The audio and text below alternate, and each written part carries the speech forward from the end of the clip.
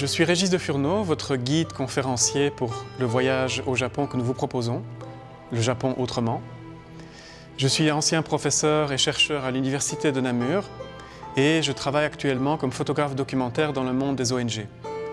Pour vous donner quelques exemples, en Irak, j'ai documenté la problématique des réfugiés et la complexité de la question kurde.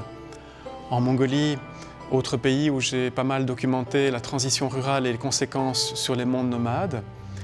Dans les régions himalayennes, je me suis intéressé à la question des frontières, ou dernièrement dans les Balkans où j'étais pour documenter la modification des routes migratoires et toutes les conséquences humanitaires.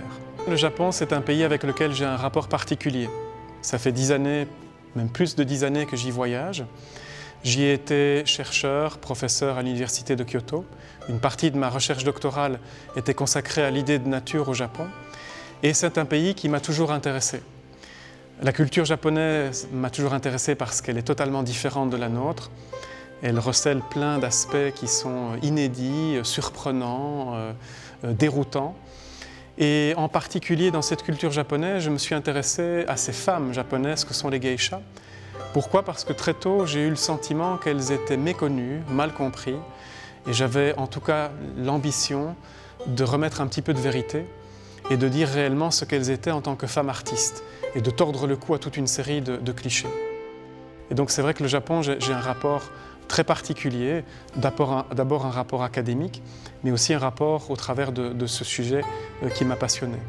J'ai publié un livre qui s'appelle Maiko no Hikari aux éditions du Bec en l'air, qui est un livre en fait qui montre, décrit, explore, nous permet de redécouvrir autrement ce que sont en fait toutes ces femmes, ce qu'on appelle le monde des geishas.